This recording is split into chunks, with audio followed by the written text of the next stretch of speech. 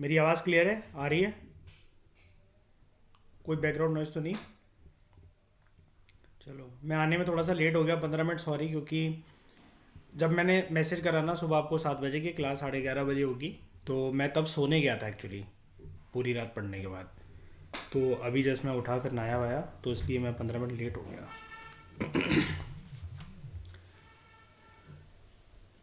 ठीक है, तो हम स्टार्ट कर लेते हैं।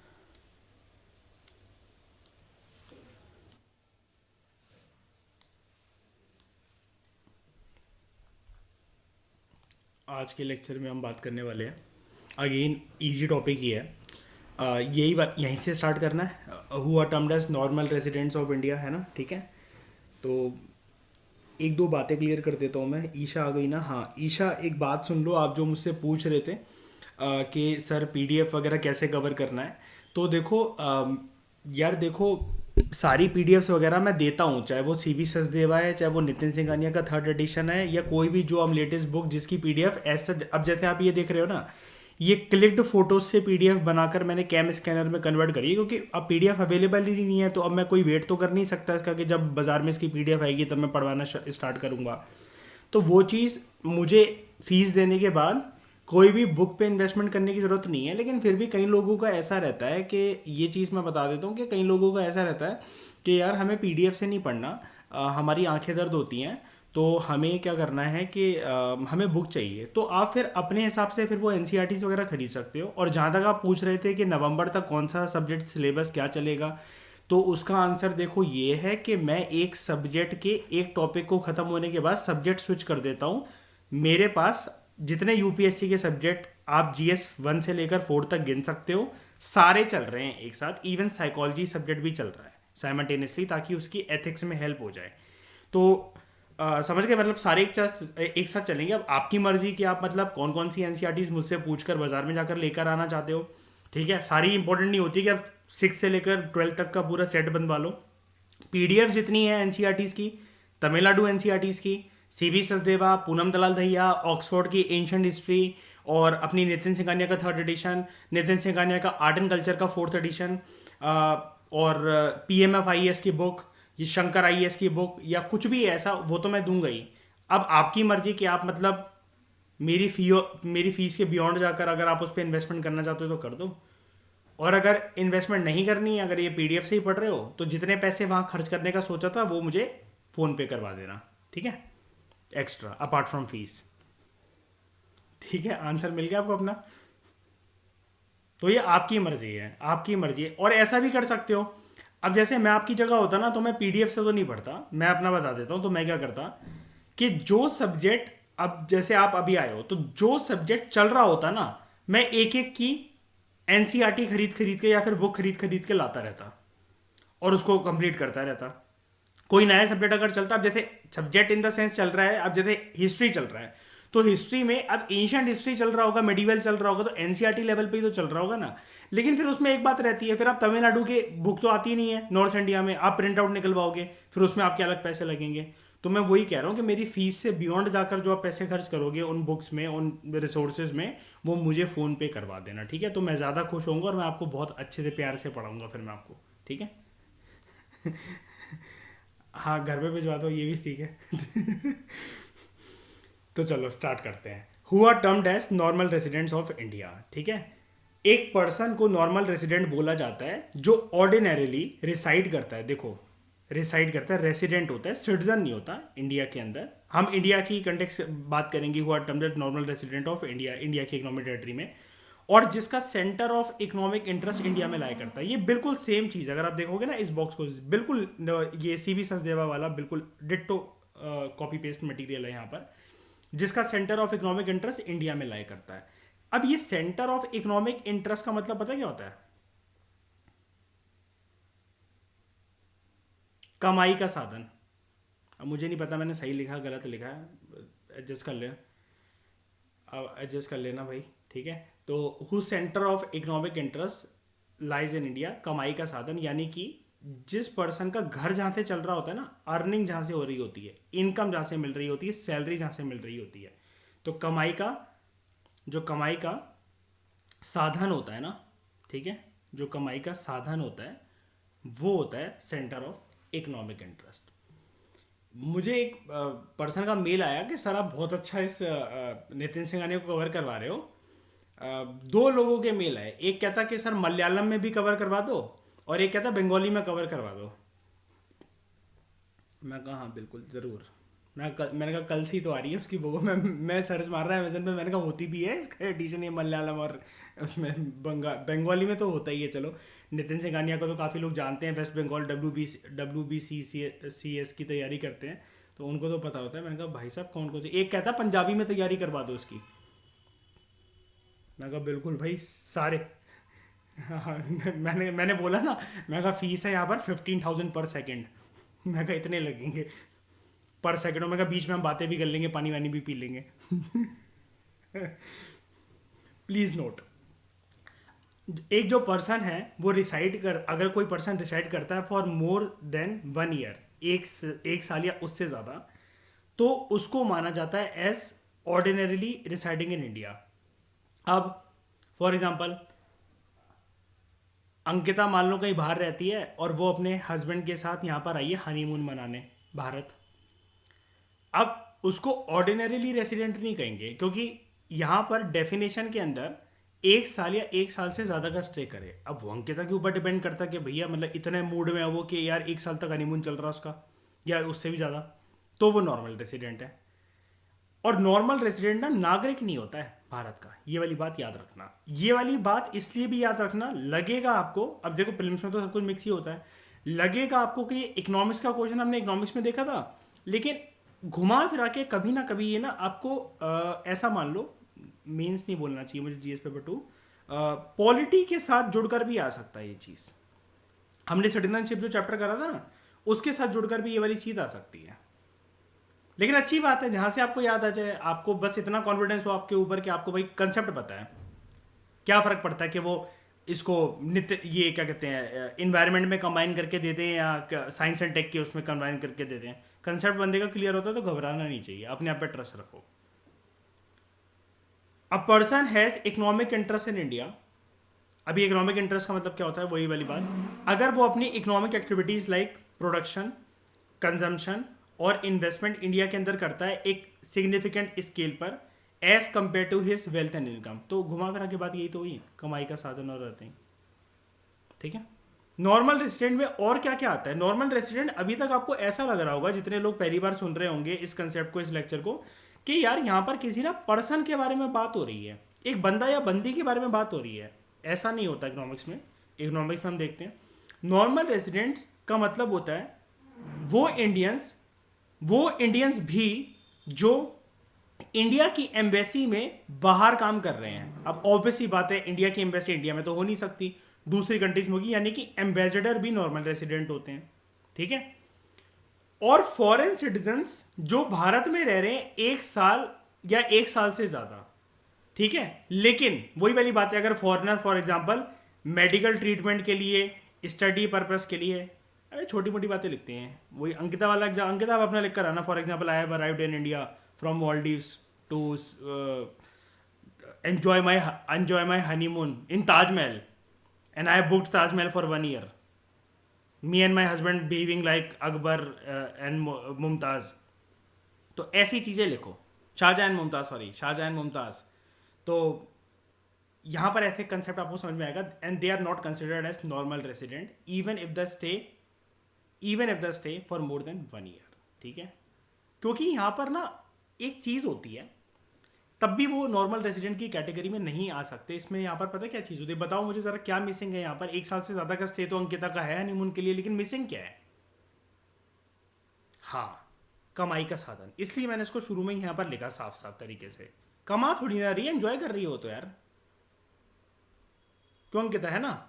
आप तो वादियाँ एंजॉय कर रहे हो, सीन एंजॉय कर रहे हो, फोटोज क्लिक हो रही हैं, एक्सपेंडिचर हो रहा है भाई। अब बिनते बिनते दिल करोगे होटल में तो कोई पैसे देगा थोड़ी ना, जाएंगे ही ना अपनी जेब से, है कि नहीं? Normal residents do not include foreigners working in Indian embassies abroad. जो फॉरनर्स वर्क कर रहे होंगे ना इंडियन एम्बेसी में बाहर में, वो नॉर्मल रेसिडेंट हमारे नहीं है, लेकिन जो इंडियंस बाहर काम कर रहे होंगे इंडियन एम्बेसी में वो हैं। Foreigners working in the office of WHO IMF, अगर वो इंडिया के अंदर लोकेटेड है, अगर वो काम यहां पर कर रहे हैं, ठीक है, वो इंडिया के अंदर लोकेटेड है, ध्यान से सुनना, तब भी वो नॉर्मल रेसिडेंट्स की कैटेगरी में नहीं आते हैं। Ambassadors of other countries posted in India, they are also not normal residents. ऐसा क्यों?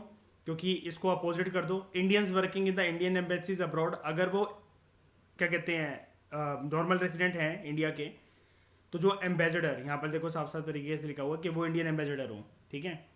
अब जो दूसरे कंट्री के एम्बेसडर्स हैं, उनकी कंट्री की एम्बेसी ऑब्वियस ही बात अगर इंडिया के अंदर लोकेटेड है, वहां पर जो बंदे काम कर रहे हैं वो तो उस देश के अपने नॉर्मल रेसिडेंट हुए ना, सिटीजन हुए, जो भी है। हाँ, उसमें यही तो बात है, यही तो बात है, सैलरी यहाँ पर क्राइटेरिया नहीं है, यहाँ पर स्टे एंड इकोनॉमिक आपका वो क्राइटेरिया है। और यहाँ पर एक और बात मैं बता देता हूँ, इस लिस्ट को ना बस एज इट इज फॉलो करना, पता है क्यों यार? अब जैसे आप ये चीज देखोगे, यहाँ पर ये देखना, एक ये लाइन थी, कहाँ गया, हाँ, यहाँ पे लिखा हो ना, it also includes foreign citizens living in India for more than 1 year, ठीक है, Indians working in the Indian embassies abroad, ठीक है। अब यहां पर आप एक लाइन देखो कि मैं वही कह रहा हूं कि थोड़ा सा एजडेसी से याद कर लेना, लॉजिक अपने आप रिवाइज करते करते समझ में आने लग जाएगा। अब आप कहोगे देखो कि फॉरेनर्स जो ऐसे ऑफिस में काम कर रहे हैं जो भारत के अंदर लोकेटेड है, यार इनको क्यों नहीं काउंट करा जा रहा? जबकि इंडियंस जो इंडियन एम्बेसीज में बाहर काम कर रहे हैं दूसरे देशों में, वो तो यार मतलब माने जा रहे हैं नॉर्मल रेसिडेंट, लेकिन हम दूसरे कंट्री के फॉरेनर्स को जो भारत में आके ऑफिस में काम कर रहे हैं उनको क्यों नहीं मार रहे हैं, मान रहे हैं नॉर्मल रेसिडेंट? यहां पर बात ना सिर्फ और सिर्फ एक चीज को है पहचानने की, वो है आप कितनी गहराई के साथ अपनी साइकोलॉजी पे ट्रस्ट करके इस टॉपिक को पढ़ रहे हो। यहां पर लिखा हुआ है office of WHO, WTO, IMF, world bank, UN। ये कोई कंट्री थोड़ी ना होती है, ये कोई कंट्री थोड़ी ना होती है। WHO ने अगर अपना ऑफिस नई दिल्ली में बनाने का, IMF ने अपनी ऑफिस मुंबई में बनाने का, UN ने अपना ऑफिस यूपी में बनाने का अगर सोच लिया है नोएडा वगैरह में, तो वो कोई कंट्री थोड़ी ना है। अब वहां पर बहुत सारे फॉरेनर्स काम कर रहे होंगे, तो उनको रेजिडेंट थोड़ी ना माना जाएगा, ये चीज है। और foreign technical experts working in India for a period of less than 1 year, अगर वो 1 साल से उनका स्टे कम है तो। ये कुछ एग्जांपल्स हैं। ओके, क्लियर सबको? आगे बढ़ूं, जल्दी बताओ, कोई डाउट है तो पूछो। जो मयूर का सवाल था कि सैलरी भले ही इनको वो मिल रही है, जैसे एम्बेसडर्स को उस कंट्री के उसमें पाउंड्स में या इनमें या जहां पर भी वो पोस्टेड है, IFS ऑफिसर, वहां पर उनको सैलरी मिल रही है, कोई टेंशन नहीं है उससे, लेकिन फिर भी वो नॉर्मल रेसिडेंट ऑफ इंडिया ही माने जाएंगे अगर वो इंडियन एम्बेसी में काम कर रहे हैं तो, जो कि बाहर अब्रॉड में लोकेटेड है। जल्दी बताओ मुझे, इस तरह कोई डाउट है? सबको क्लियर? मयूर तुम नोट्स वोट्स बनाते हो या फिर सुनते ही रहते हो ऐसे ही बगल में ट्रेडिंग करते रहते हो? हाँ, measures of national income, GDP, gross domestic product, इसको मेजर करने के तरीके क्या होते हैं ये हम पढ़ चुके हैं, यहाँ पे भी देख लेते हैं रिवीजन के लिए। तो बात करते हैं सबसे पहले GDP के कंसेप्ट की। GDP एक मेजर होता है, it measures the aggregate production of final goods and services, ठीक है, जो कि देश में एक साल में प्रोड्यूस होता है। और हमारा जो फाइनेंशियल ईयर होता है आपको पता है, वो मैंने बताया था आपको, 1 अप्रैल टू 31 मार्च, ठीक है। उसके बाद आता है GNP। ये क्या होता है? GNP एक एस्टिमेट होता है, टोटल वैल्यू कितनी है सारे फाइनल गुड्स एंड सर्विसेज जो प्रोड्यूस हुए, यानी कि उनकी कीमत कितनी है एक पर्टिकुलर टाइम पीरियड में जो प्रोड्यूस हुए। और टाइम पीरियड हमेशा इकोनॉमी में 1 साल लिया जाता है। Bye means of production owned by countries resident, जो कंट्री के रेसिडेंट ने प्रोड्यूस करा है। तो GNP को हम कैसे बोल सकते हैं? अब कंट्री के जो रेसिडेंट्स होते हैं, इसलिए इस वजह से उसने आपको ऊपर ये समझाया नॉर्मल रेसिडेंट ऑफ इंडिया। अब वो बाहर भी अगर काम कर रहे हैं, इनका सेंटर ऑफ इकोनॉमिक इंटरेस्ट अगर इंडिया में लाए करता है, ठीक है, या बाहर से अगर कमाई हो रही है और ये भारत अगर भेज रहे हैं, भारत अगर भेज रहे हैं तो उस चीज को हम लोग क्या कहेंगे? रेमिटेंसेस। रेमिटेंसेस। फॉर एग्जाम्पल, याद है मेरी कल कल के लेक्चर में दुबई वाली बंदी जो मुझे पैसे भेजती है और वो भेजती है, दिनार भेजती है, इतना कुछ, तो वो रेमिटेंस भेज रही है मुझे फ्रॉम अब्रॉड। तो नेट फैक्टर इन ये, हाँ, जीएनपी का फॉर्मूला क्या होता है? GDP plus NFIA, plus NFIA. लेकिन नफिया में एक चीज याद करने वाली होती है, एग्जामिनर बड़ी प्यारी तरीके से आपकी साइकोलॉजी के साथ खेल जाएगा अगर आपने इस वर्ड पे ध्यान नहीं दिया, फ्रॉम एंड टू पे। अगर ये टू है ना तो ये प्लस नहीं हो सकता कभी भी। टू वाली बात याद है सबको अंकिता? कि टू में तो जाता है ना यहां से तो बाहर, है ना? फॉर एग्जाम्पल दुबई वाली बंदी मुझे यहां पर कुछ भेज रही हो, मेरी मॉलडीव्स में भी बंदी हो, दुबई वाली बंदी से जो सामान आता हो मैं मॉलडीव्स पहुंचा देता हूं उसको कुछ करने के लिए, सोच जरा, फिर तो वो टू हो जाएगा। 10, GDP is concern with borders. यहां पर बात होती है बॉर्डर की, वेयर एज जीएनपी जो है it is concern with nationals. देश के कौन, कहां से आ रही है इनकम, देश में आ रही है कि नहीं आ रही है, वो जो आ रही है खर्चा देश में ही हो रहा है कि नहीं हो रहा है, ये चीज। एनडीपी क्या होता है? Net domestic product, GDP minus depreciation. और एनएनपी क्या होता है? GNP minus depreciation. I think आपको ये सब चीजें यहां पर मजे भी नहीं आ रहे होंगे सुनने में ज्यादा, क्योंकि वहां बहुत अच्छे से सीबी सचदेवा में इनका ये ले रखा है। अब इन्होंने ऐसे लिख दिया, अब इसी की जगह कोई बंदा का टेस्ट सीरीज में अगर इसको एनडीपी के नाम से देख लेगा ना, वो कहेगा मैंने तो पढ़ा ही नहीं है, तो बुक में था ही नहीं। यही तो एनडीपी है शॉर्ट में, और यही एनएनपी है। इसमें हमने क्या पढ़ा था? हमने तो बड़ी प्यारी तरीके से पढ़ा था। फॉर एग्जाम्पल अगर एनडीपी है तो अगर हमें ये पहले तो मैं ये बताता हूँ जीडीपी। अब इसमें से मुझे जी को चेंज करके, ग्रॉस को चेंज करके नेट बनाना है, तो करना क्या होगा? जीडीपी में से वियर एंड टीयर की जो वैल्यू है उसको माइनस कर दो डेप्रिसिएशन को, ठीक है? अब डेप्रिसिएशन की जगह हमने वहां पर यह भी पढ़ा था कि कंजम्पशन ऑफ फिक्स कैपिटल भी वर्ड आ सकता है, या फिर वियर एंड टीयर भी वर्ड आ सकता है। ये तो फॉर्मूले वाइज है, do not worry at all, फॉर्मूले नहीं पूछे जाते। लेकिन एक कैविएट बोलना चाहूंगा, एक वार्निंग देना चाहूंगा, कॉशनरी नोट। एमपीपीएससी और यूपीपीएससी में इस चीज़ की माफ़ी नहीं होती कि वहाँ नहीं आएंगे, आपको वहाँ आएंगे। अगर इकोनॉमिक्स के क्वेश्चन बनते हैं तो वहाँ इस तरीके के फॉर्मूले आ सकते हैं, लेकिन वो इतने बेसिक होते हैं, इतने बेसिक होते हैं, लेकिन उनको पता है लॉन्डे लपाड़ो को कुछ पता ही नहीं है इसके बारे में, कोई सोर्सेज ही नहीं है, तो पूछ लो भर भर के। प्रीलिम्स तो उन्हीं का ही निकलता है, चाहे कोई भी एग्जाम हो, जिनकी ancient material science, science and tech और अपनी एनवायरनमेंट और इकोनॉमिक्स स्ट्रांग होती है। आज के ज़माने में तो प्रीलिम्स उन्हीं का निकलता है, क्योंकि मॉडर्न यूनिवर्सिटी तो हर कोई चार्ट जाता है, पॉलिटी हर कोई चार्ट जाता है, और उससे अब लक्ष्मीकांत से और इस पैटर्न से सवाल निकलते भी नहीं है, पहली बात। और आते भी हैं तो स्टेट पीएससी में तो 100% फंस जाते हैं, लेकिन वो बहुत फैक्चुअल होते हैं, तो उसके लिए आपको फैक्चुअल नॉलेज बहुत चाहिए पड़ती है। लक्ष्मीकांत को रूटीन तो बल्कि ऐसे बना लो कि रात को सोने से पहले उसके 2 से 5 पन्ने पढ़ के सोने ही है, क्योंकि एक साथ उसको कवर करने जाओगे ना तो दिमाग फट जाएगा। इसको नोवेल की तरह बना लो ड्यूटी, कि 2 से 5 पन्ने पढ़ के सोने ही है। और अगर जहां तक मेरे लेक्चर तक पहुंच चुके हो, वहां तक पहुंच गए हो, तो ये रूटीन बना लो कि दोबारा से फिर चैप्टर 2 से, मैं 1 की बात नहीं कर रहा, 1 तो हम क्योंकि मॉडर्न हिस्ट्री के साथ कवर करेंगे, चैप्टर 2 से लेकर जहां तक अभी हमारा 7th चल रहा है, I think fundamental, right, 7th ही है, वो 8th है, पता नहीं क्या है, तो वहां तक बार बार फिर से दोबारा कर लो। लक्ष्मीकांत एक बार कंठस्थ हो गई तो आपको मन में दिलासा ये रहेगी कि 2020, 21 और 22 में जिस प्रकार से लगभग 20 क्वेश्चन पॉलिटी से फंसे, तो आपको ये रहेगा भैया 40 नंबर से मेरा एक भी सिंगल क्वेश्चन गलत नहीं है, 40 तो आए गए। और कट ऑफ मुझे ज़्यादा टारगेट करनी नहीं है, मुझे बस ट्रिपल डिजिट में, सबसे पहली जो ट्रिपल डिजिट होती है 100 नंबर, इतना टारगेट करना है पहले पेपर की हैसियत को देखते हुए, बस। यानी कि मेरे 50 क्वेश्चन ठीक हो जाने चाहिए, 20 तो आपको शॉर्ट शॉर्ट पता लग ही जाएंगे, हो जाएंगे। इसके अलावा फिर इकोनॉमिक्स होते हैं, इकोनॉमिक्स हम इस तरीके से करेंगे कि उसमें भी ऑलमोस्ट 99 to 100% एक्यूरेसी हो जाएगी। अगर 21 क्वेश्चन आ रहे हैं तो 20 वहां पर भी हो जाए। जब 80 नंबर तो यहीं यहीं बन जा रहे हैं, तो ऐसा तो है नहीं कि एनवायरमेंट का एक भी क्वेश्चन सॉल्व नहीं होगा, करंट अफेयर का एक भी नहीं कर पाओगे, साइंस एंड टेक का एक भी नहीं कर पाओगे, या फिर और क्या होता है, एंशिएंट मेडिवल कुछ भी पल्ले ही नहीं पड़ेगा। क्यों नहीं पड़ेगा भाई? पल्ले बिल्कुल पड़ेगा। एंशिएंट मेडिवल के देख लो 25 तक सवाल आ रहे हैं, 25 तक ऑलमोस्ट, अगर आप उसमें मॉडर्न डेनिस्ट्री और उन सबको कंबाइन कर दो। थोड़ा सा टफ होता जा रहा है वो मॉडर्न डेनिस्ट्री की वजह से। 18 क्वेश्चन तो कम से कम कर पाओगे, 25 में से 20 तो कर पाओगे, तो 20 की लीड यहाँ ले ली, हो गए नंबर 120 प्लस। और ये ऐसे होता है कि पर्सन को एग्जामिनेशन हॉल के बाद भी अपने ऊपर ये पता है कि भैया ये तो मेरे गलत नहीं हो सकते।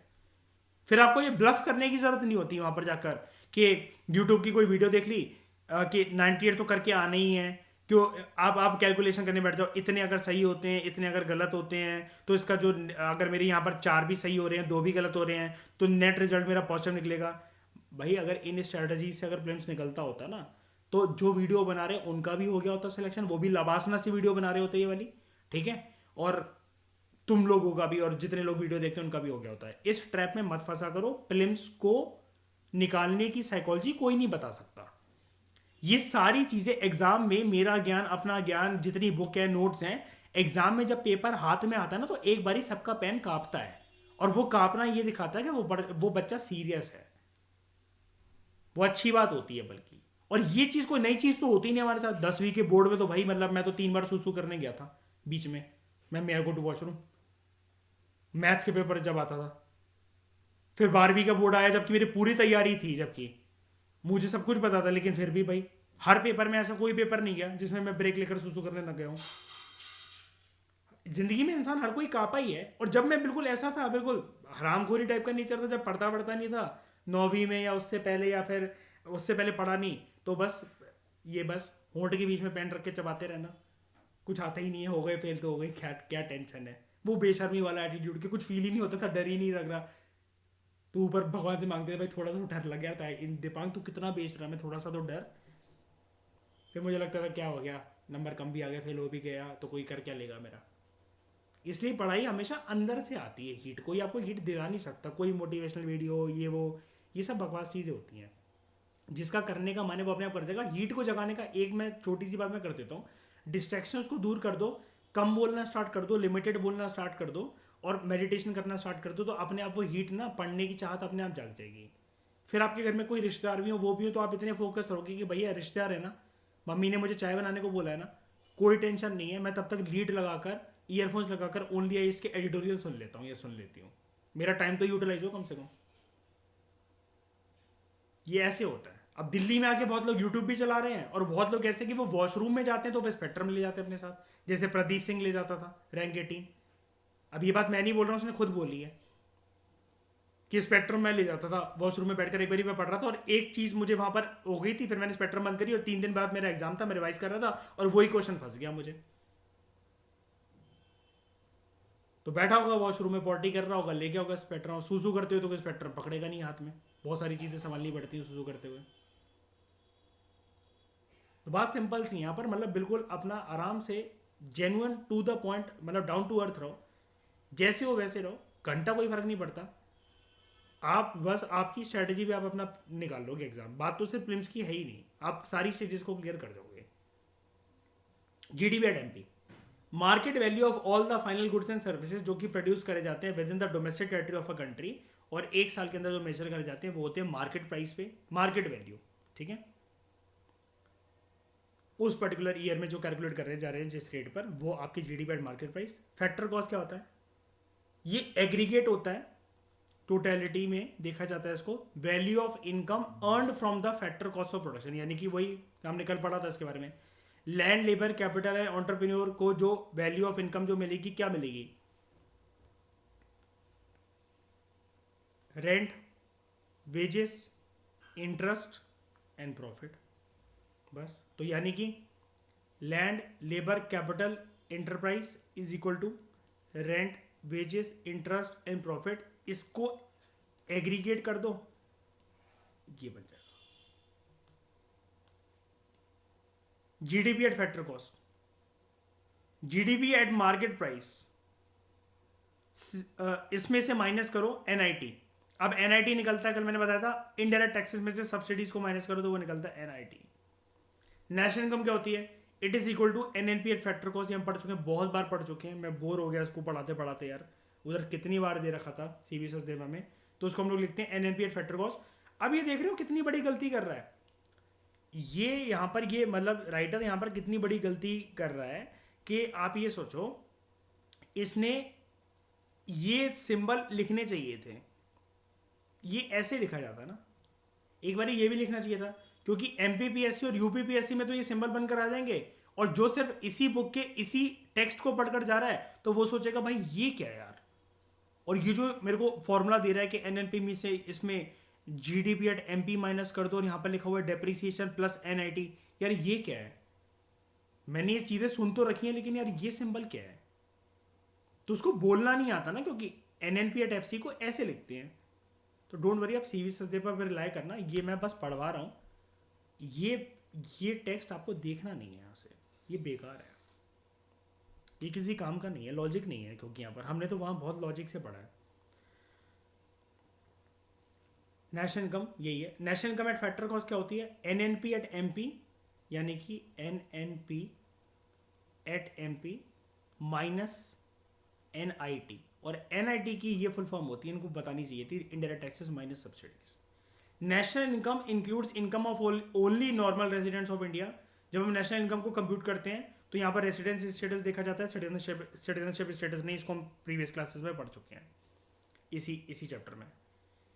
जीडीपी को एक ज़्यादा बेटर मेजर माना जाता है as compare to GNP, because ये इंडिकेट करता है डोमेस्टिक प्रोडक्शन, जहाँ पर रोजगार क्रिएट हो, जो महंगाई है वो बहुत ज़्यादा ना हो, टैक्स रेवेन्यू जो सरकार को आमदनी प्राप्त होती है टैक्स से वो ज़्यादा हो, और एक्सपोर्ट्स हमारे ज़्यादा होने चाहिए, यानी कि export should be more than imports.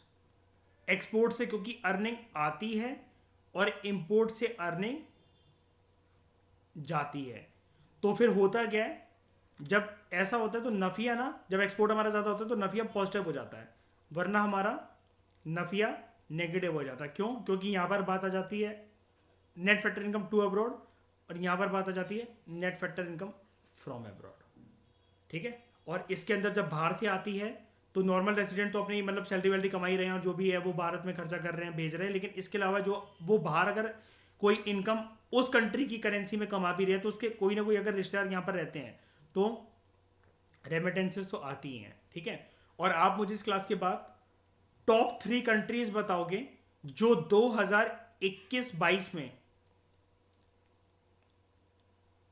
सबसे ज्यादा रेमिटेंसेस जहां से आते हैं भारत में, आप मुझे बताओगे वो कौन सी कंट्रीज है? टॉप 3, ठीक है, जहां से पैसा उनकी कंट्री की करेंसी में यहां पर बहुत ज्यादा आता है और हमारे फॉरेक्स रिजर्व्स बहुत ज्यादा बढ़ते हैं, फॉरेक्स रिजर्व्स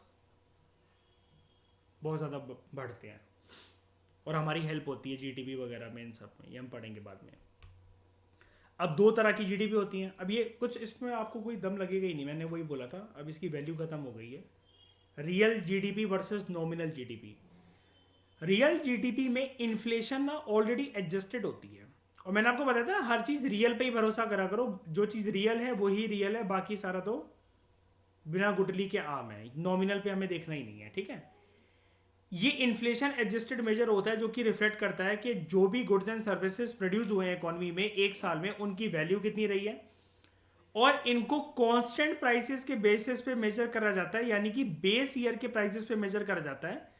मैंने आपको ये चीज बताई थी, ईशा सुनो जैसे ध्यान से, 2022 के अगर मेरे को गुड्स एंड सर्विसेज कैलकुलेट करने हैं इस साल के प्राइसेस के बेसिस पर, तो अभी तो साल खत्म होने में 2 महीने और है, नवंबर दिसंबर तो और पड़ा हुआ है।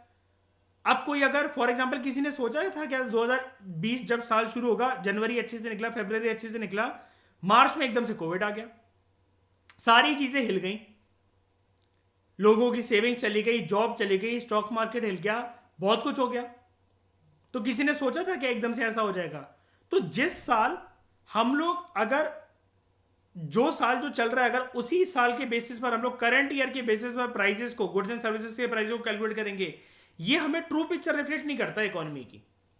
अब हो सकता है जनवरी से लेकर अक्टूबर तक प्राइसेस बहुत ज्यादा स्टेबल हो, नवंबर दिसंबर में एकदम से इकोनॉमी के अंदर हाइपर इन्फ्लेशन की सिचुएशन आ जाए।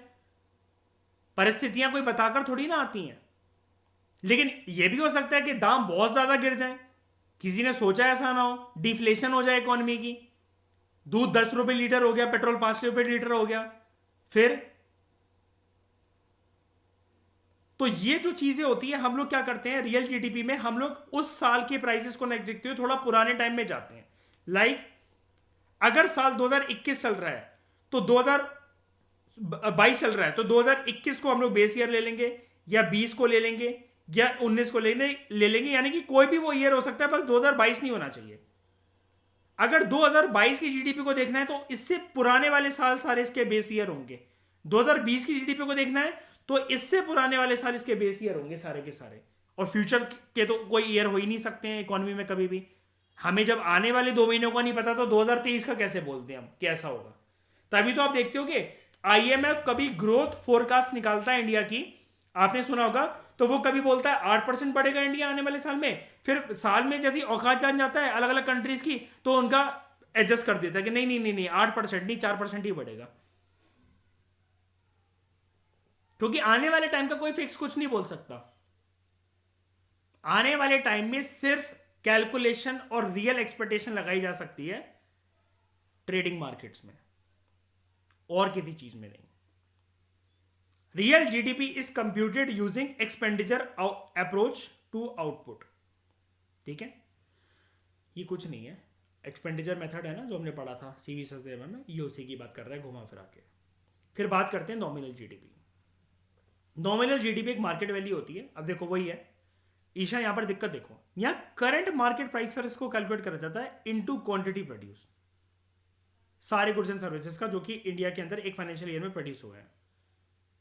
जो फाइनल वैल्यू होती है वो चेंज होती रहती है हर साल ड्यू टू टू रीजंस, क्योंकि चेंज आता रहता है कि एक्चुअली कितने गुड्स फिजिकली प्रोड्यूस हुए हैं एक इकोनॉमी में, और कितनी सर्विसेज एक्चुअली प्रोड्यूस करी गई हैं एक साल के अंदर, और प्राइजेस भी बदलते रहते हैं। तो ये हमें ना प्रॉपर पिक्चर दिखाता नहीं है। ये जीडीपी की पिक्चर ऐसे दिखाता है, अगर मैं 2020 की बात करूं, अगर मैं नॉमिनल जीडीपी को लूं, अब नॉमिनल जीडीपी की दिक्कत क्या है, ध्यान से देखना। जनवरी का ईयर आया, यहां पर जनवरी का ईयर है, ये फरवरी का ईयर है, और ये मैं आपको बता दूं, ये मैं बना क्या रहा हूं, ये मैं इकोनॉमी के अंदर प्राइजेस बना रहा हूं। ठीक है, अब हुआ क्या, कोविड की न्यूज जैसी आती है अफरा तफरी मार्केट के अंदर मच गई कि लॉकडाउन पता नहीं कितने टाइम तक चलेगा, तो सारी चीजें बाय कर करके रख लो। हमारे घर वाले कितने तो साबुन, तेल, नमकीन, बिस्किट, राशन का सामान कितना कुछ लाकर स्टोर कर लिया था उन्होंने। प्राइजेस यहां पर मार्च के महीने में, ये जनवरी था, ये फरवरी था, और मार्च के महीने में यहां तक बूम कर गए। अब बाहर से देखने वाले को क्या लगेगा कि नॉमिनल जीडीपी पे कैलकुलेट कर रहा हूं मैं अपनी जीडीपी, तो कि यार देश की जीडीपी ना बढ़ रही है, लेकिन देश की जीडीपी घंटा बढ़ रही है, ये तो प्राइजेस बढ़ रहे हैं। और उस टाइम पर अगर मैं लोगों की तरक्की का ग्राफ बनाऊं तो जनवरी में न्यू ईयर का बोनस मिला, वेरी हैप्पी। फरवरी तो अच्छा जा ही रहा है जब जनवरी वो बोनस मिला। इस ग्राफ को कंपेयर करना, ए को और बी को।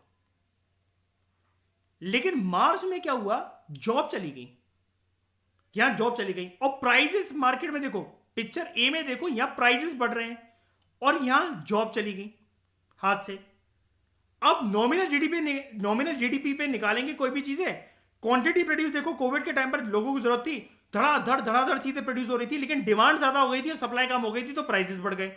लेकिन लोगों के पास जॉब नहीं थी और चीजें के दाम बढ़ते चले जा रहे थे, बढ़ते चले जा रहे थे। और करंट मार्केट प्राइसेस के हिसाब से अगर हम देखेंगे तो करंट मार्केट प्राइस मतलब फॉर एग्जांपल 100 रुपए की चाय की पत्ती 500 रुपए की अगर वो हो गई है, और उसकी क्वांटिटी जो है अब 100 प्रोड्यूस होती थी इकोनॉमी के अंदर, लेकिन लोग क्योंकि होर्ड करने लगे हैं, क्योंकि उनको पता नहीं है, जमाखोरी करने लगे हैं क्योंकि उनको पता नहीं है कि लॉकडाउन कब तक रहेगा, तो 100 पैकेट की जगह पे इकोनॉमी में 500 पैकेट प्रोड्यूस हो रहे हैं। तो भैया ये जीडीपी तो ऐसी दिख रही है मुझे कि भैया इंडिया की जीडीपी तो इतनी कभी हाई रही नहीं है। लेकिन एक्चुअली अगर देश के अंदर आके घुसेंगे और देखेंगे, अगर एनालाइज करेंगे, तो पता तो लगेगा कि लोग तो सुसाइड करने के उस पे बलबूते पर बिल्कुल लक्ष्मण रेखा पर खड़े हुए हैं कि जब मर्जी आत्महत्या कर लें। कोविड जिनके लिए घर में रहने के लिए लॉकडाउन और मजे और वेब सीरीज और नेटफ्लिक्स का कनेक्शन था ना, बहुत लोगों के लिए यह था कि आप फ्यूचर में हमारा होगा क्या। मैं सिर्फ उसी चीजों से बाहर निकालने के लिए हर किसी को ये बोलता हूं कि आपकी जिंदगी में एक सरकारी नौकरी जरूर होनी चाहिए, जब वो किसी भी लेवल पर हो, क्योंकि सरकारी नौकरी वाला आदमी सोते सोते खाता है। सारे आईएएस ऑफिसर वगैरह ये उस टाइम पर मतलब चलो ठीक है मेहनत हर कोई कर रहा था, लेकिन हर कोई क्या है, अगर नहीं भी खुलता, अगर 4 साल 15 साल 10 साल भी लॉकडाउन लगा रहता है, इनको क्या दिक्कत है, सरकारी नौकरी से थोड़ी ना निकाल देंगे। सरकार के भरोसे देश चलता है, सरकारी और सरकारी जो ब्यूरोक्रेट्स होते हैं वही देश चलाते हैं। सोते रहो घर पे, सैलरी तो मिल ही रही थी। तंग कितने लोग आ रहे थे ये देखो। और दूसरी चीज मैं कहता हूं कि एक स्किल होनी चाहिए कि भैया आपके पास जितनी रकम आ रही है उस रकम को उतनी रकम मानकर अपना बजट डिसाइड मत करो। You should have a skill कि रकम उतनी की उतनी रहे, मेरी सैलरी की सैलरी उतनी रहे। I should have the capacity and skill to multiply my amount unlimited times. उसके लिए मैं सबको इसलिए बोलता हूं कि ट्रेडिंग और इन्वेस्टमेंट सीखो। कि आपकी 1.5 लाख सैलरी आपका 1.5 लाख का बजट नहीं डिसाइड करेगी। 1.5 लाख की सैलरी आपकी 1.5 लाख ही रहेगी। आप उसके ऊपर से 3 लाख भी खर्च कर दोगे, लेकिन वो फिर भी 1.5 लाख के 1.5 लाख ही रहने चाहिए आपके हाथ में। And this is possible only through trading. या दूसरा रास्ता ये है कि दिवाली की रात को फिर किसी पेड़ के पास जाकर 4 आदमी ताश के पत्ते खेल रहे हैं, उनके साथ बैठ के जुआ जुआ खेल लो। वो चीज़ हमारा स्टाइल नहीं है। हम लैपटॉप पे आराम से बैठकर बस पैसा कमाना चाहते हैं, अपनी आंखों और अपनी साइकोलॉजी पे भरोसा करते हुए और होमवर्क करते हुए। अब ये जो सेकंड एस्पेक्ट है, ये जो चेंज इन प्राइसेस, ये इन्फ्लेशनरी इफेक्ट डालता है। जैसा कि मैंने अभी आपको बताया, मैंने सारी चीज़ आपको क्लियर कर दी। 2020 का एग्जांपल देखा, कितना ज़्यादा इन्फ्लेशन था। इन्फ्लेशन तो लोगों को तब फील होता है ना, मेरे लिए कोई भी चीज़ महंगी कब होगी, जब मेरी उतनी सैलरी नहीं हो। नैनो अगर मैं आज बोलूं कि नैनो हम सब ले आएंगे अपने घर पे, शाम तक ले आएंगे नैनो, कोई टेंशन नहीं है, किस्तें बनवा देंगे, डाउन पेमेंट कर देंगे, हफ्ते भर में तो नैनो हम सबके घर के बाहर आके खड़ी हो जाएगी। सवाल ये कि हम में से एक हफ्ते में फरारी कौन ला पाएगा, हायाबूसा कौन खड़ी कर पाएगा घर के बाहर, उस हिसाब से, क्योंकि अभी अर्निंग पोटेंशियल हमारा नहीं है।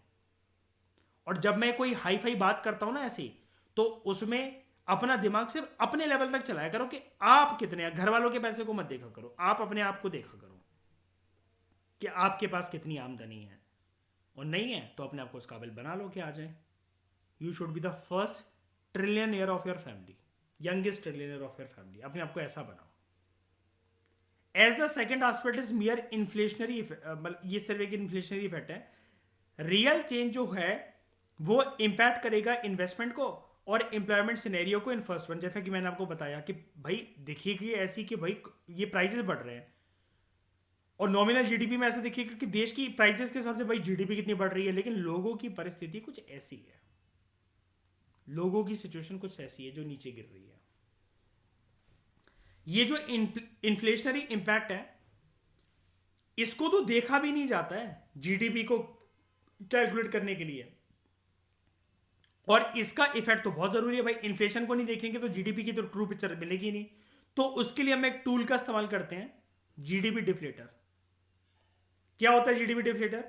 इसमें नॉमिनल जीडीपी को डिवाइड कर दिया जाता है रियल जीडीपी से इनटू 100, डेसिमल्स को अवॉइड करने के लिए इनटू 100। और जीडीपी डिफ्लेटर एक बेस्ट इंडिकेटर होता है इन्फ्लेशन को देखने के लिए इकोनॉमी के अंदर। ये क्वेश्चन आ सकता है, ये क्वेश्चन आ सकता है कि बेस्ट इंडिकेटर है इन्फ्लेशन को देखने के लिए इकोनॉमी में क्या होता है। नॉमिनल जीडीपी वो आपसे बोल रहा है कुछ नहीं होती। जीडीपी को जब करंट प्राइसेस पे देखा जाता है वो नॉमिनल जीडीपी होती है, और रियल जीडीपी जब हम कांस्टेंट प्राइसेस पे देखते हैं, और कांस्टेंट प्राइसेस का मतलब होता है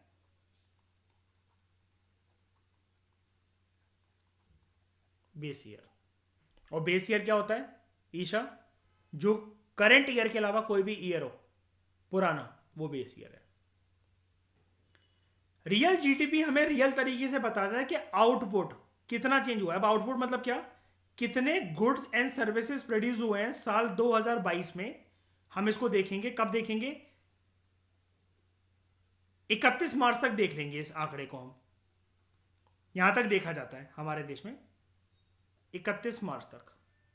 इसको देखने के बाद हम क्या करेंगे? हम कंपेयर करेंगे क्या साल 2021 में, 20 में, 18 में, 15 में, अगर फॉर एग्जांपल हमारे देश में शूज 100 जोड़ी प्रोड्यूस हुए हैं 2022 में, तो क्या 2021 में वो 100 जोड़ी से कम थे या ज्यादा थे? 20 में कम थे या ज्यादा थे? 18 में 100 जोड़ी से कम थे या ज्यादा थे?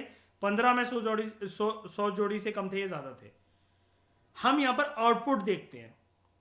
और रियल जीडीपी यही हमें बताता है कि बेस ईयर के कंपैरिजन में जो करंट ईयर जो है उसमें कितना गुड्स एंड सर्विसेज, कितना माल प्रोड्यूस हुआ। क्योंकि माल प्रोड्यूस होने का मतलब होता है कि उतनी ज्यादा लोगों को सैलरी मिली होगी, उतनी ज्यादा वो चीजें घूमेंगी, और जितना माल प्रोड्यूस हुआ इसका मतलब लोगों की डिमांड भी चल रही है, क्योंकि डिमांड के हिसाब से ही चीजें मतलब वर्क करती हैं। जिस चीज की डिमांड नहीं है वो चीज प्रोड्यूस क्यों होगी। जितनी रोज daily Maruti 800, Nano, Splendor bike, TVS की बाइक, ये सब जो जितनी बनती हैं उतनी फरारी और बीएमडब्ल्यू की गाड़ियां क्यों नहीं बनती हैं? क्योंकि उतनी डिमांड नहीं होती है, उतना लोगों के पास पैसा नहीं होता है। 10, real GDP is consider as a better indicator of economic growth as compare to nominal GDP. Nominal जैसे कि मैंने आपको बताया फेक होता है, बिना गुट्टी काम होता है। अब बात कर रहे थे हम लोग बार बार base year base year base year, क्या होता है बेस ईयर? जीडीपी जब करंट प्राइसेस पे देखी जाती है, उसको कन्वर्ट करा जाता है बेस ईयर के प्राइसेस में, ताकि हम ना रियल इंक्रीज देख पाए जीडीपी का। और यही होती है रियल जीडीपी, कुछ नहीं है, ये वाली लाइन यही है। ये कह रहे हैं ना कि हम बेस ईयर के प्राइसेस को कन्वर्ट करके देखते हैं कि रियल इंक्रीज हुआ कितना है। वही 100 जोड़ी जूते वाले एग्जांपल ले लो कि रियल 2015 में क्या उससे ज़्यादा ज़्यादा है, 2022 में 18 में क्या 18 के कंपैरिजन में ज़्यादा है, 20 के कंपैरिजन में ज़्यादा है, 21 में ज़्यादा था कि 22 में ज़्यादा है, बस यही। जनरली बेस ईयर एक ऐसा नॉर्मल ईयर होता है, हम लोग उसी को चुनते हैं जहां पर बहुत ज़्यादा प्राइस फ्लक्चुएशंस ना हुई हो। जैसे आप आने वाले टाइम में देखोगे, फॉर एग्जाम्पल आप में से कोई आईआरएस जब बन जाएगा, तो जब उसका ट्रेनिंग फेज वगैरह चल रहा होगा, फॉर एग्जाम्पल आप आगे चलकर कैग बन गए या आप फाइनेंस सेक्रेटरी बन गए, तब आपको ये सारी चीज़ें मतलब ट्रेनिंग दी जाएगी, सिखाई जाएगी, बहुत डिटेल में जाकर आपको ये सब चीज़ें पता होंगी। तब आप ये देखोगे, आप अपने कलीग से पूछोगे, बहुत सारे एक और में जो सरकार आपको देगी, किसी कमेटी का कमीशन का चेयरमैन बनाएगी, तो आप उनसे पूछोगे कि यार मुझे एक बात बताओ जरा सुरेश, यार ये हम लोग 2020 को तुम लोग कभी बेस ईयर क्यों नहीं लेते हो? तो वो बोलेंगे सर 2020 में आप देख रहे हो कि जनवरी फरवरी में तो ऐसा नॉर्मल था, ग्राफ चल रहा था, वो मार्च तक जाते जाते इतना हुआ, फिर दिसंबर में इतना आ गया, 2021 में इससे भी ऊपर बढ़ गया, 2021 में वो फिर इससे भी ऊपर बढ़ गया, और फिर धीरे धीरे आते आते ऐसे कर गया। तो सर 2020 और 21 में प्राइस फ्लक्चुएशंस बहुत थी, इसलिए हम उसको नहीं लेते हैं। तो तुम कहोगे अच्छा हाँ अब याद आया, जब मैं यूपीएससी की तैयारी कर रहा था या कर रही थी, तब उसमें एक लाइन लिखी थी मेरी किताबों में कि बेस ईयर जनरली उस ईयर को लिया जाता है जहां प्राइस फ्लक्चुएशंस ना हुई हो। इसलिए जब आप देखोगे ना बेस ईयर जो प्रेजेंट गवर्नमेंट यूज करती है, देखो 2011-12, आप कहोगे यार अभी तो आप बता रहे थे 2022 से पहले कुछ भी ले लो, तो हम लेटेस्ट क्यों नहीं लेते हैं? सरकार क्या छुपा रही है दुनिया से कुछ कि 2011-12? और 11-12 को सरकार क्यों ले रही है? 2019 में, 20 में, 21 में तो 2011-12 के कंपैरिजन में कितने ज्यादा गुड्स एंड सर्विसेज प्रोड्यूस हुए होंगे, और वो भी तो बेस ईयर है। क्योंकि मुझे तो मेरे ट्यूटर ने ये सिखाया कि भैया जो 2022 का नहीं है उससे कुछ भी पुराना वो बेस ईयर है, हम उसको ले क्यों नहीं रहे हैं? क्योंकि यही वो अभी तक ईयर था जहां पर प्राइस फ्लक्चुएशन इतनी ज्यादा हुई नहीं है, और जैसे जैसे टाइम आगे बढ़ता रहेगा बेस ईयर एडजस्ट होता रहता है। लेकिन 20 को और 21 को फिर भी अवॉइड ही करेगा हर इकोनॉमिस्ट। ये वाली बात मैं जानता हूं, और ये वाली बात आप भी जानते हो, मैं क्या जानता हूं, हर कोई जानता है, क्योंकि यहां पर प्राइस फ्लक्चुएशन नहीं होनी चाहिए ना। यानी कि बेस ईयर जनरली ऐसा देखा जाता है कि प्राइस ना ऐसे ऐसे चले बस स्मूथली, ना कि ऐसे ऐसे इतना बढ़ गया ग्राफ या फिर इतना नीचे गिर गया, ऐसे नहीं, नॉर्मली प्यारा सा फ्लो चलता रहे बस। कि अगर प्राइस अगर बढ़ रही है तो, या गिर रही है, तो वो इतने ही कैप के अंदर है, बस यहीं पर इसी के अंदर घूम रही है प्राइस, ये बस इतनी फ्लक्चुएशन हो, फ्लक्चुएशन इतनी ना हो कि ऐसे बढ़ रही है ऐसे और यहां से गिरना स्टार्ट हुई तो ऐसे, ये नहीं होना चाहिए।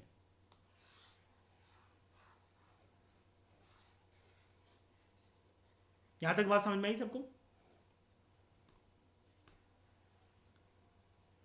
बेस ईयर को रिवाइज करते हैं, करा जाता है time to time. Recently government ने यह प्रपोज करा है कि बेस ईयर को हमें चेंज करना चाहिए, 2017-18 बोला ना मैंने, देखो लेकिन अभी तक करा नहीं गया एग्जाम से पहले। लेकिन डोंट वरी, हम लोग जब इकोनॉमिक सर्वे देख लेंगे, बजट देख लेंगे, प्लस पीटी 365 देख लेंगे, उसमें हम बात कर लेंगे कि अगर बेस ईयर चेंज हुआ होगा तो हमें मिल जाएगा।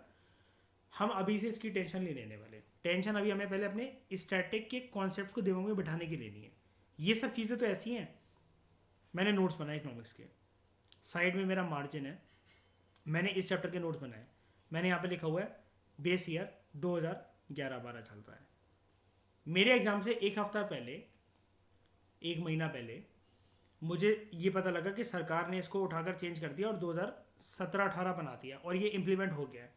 कुछ नहीं करना है मुझे, उसमें टेंशन वाली बात क्या है, काटना ही तो है सर उसे, और इसको ऐड कर देना है यहाँ पर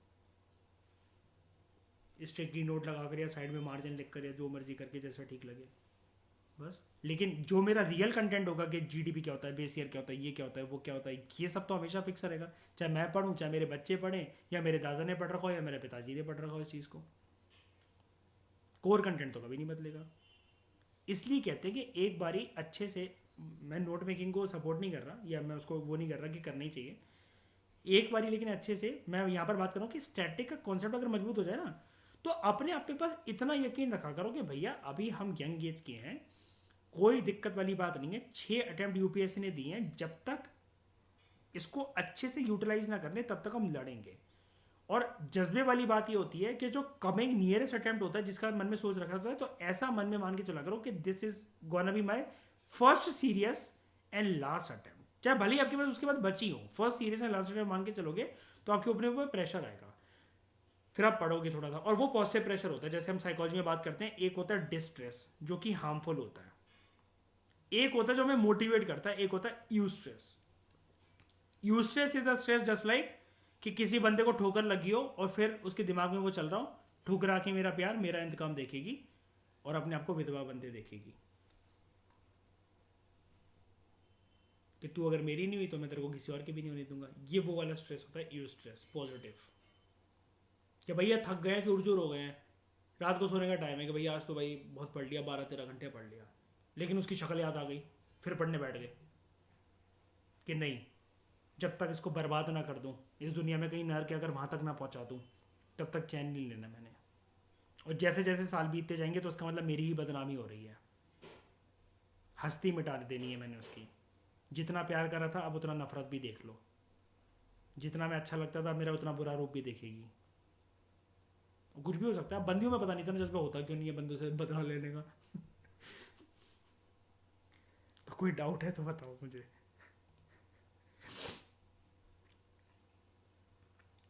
अब अंकिता तुम अपना जज्बा कुछ और सोचना, तुम मैरिड हो, अब सेम घर में तो तुम सोच नहीं सकते मैं अपने हस्बैंड से बदला लूंगी, ठीक है। Ashma you can think, Ashma के लिए तो बल्कि बंदे शायद से हो सकता है सोचे कि मुझे इससे बदला लेना है। तो बताओ कोई डाउट है किसी को यहाँ तक, कैसा भी डाउट। डिफ्लेटर, हाँ मैं बता देता हूँ कहाँ गया है डिफ्लेटर, ये है ना, एक बार हम इसको काट के फ्रेश करते हैं।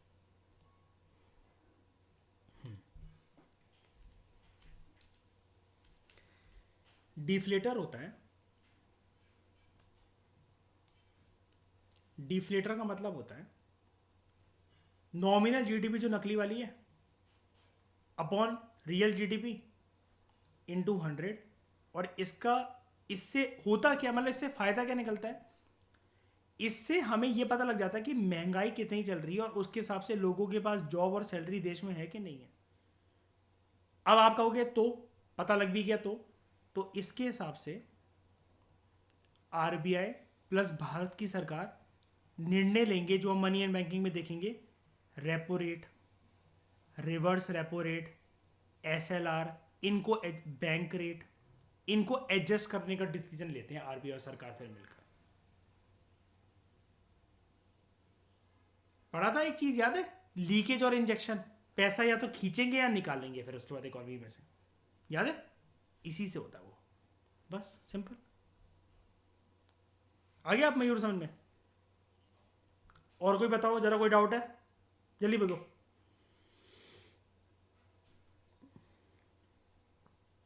नहीं तो चलो, thank you very much for discussion, बाकी ये बातें नेक्स्ट लेक्चर में।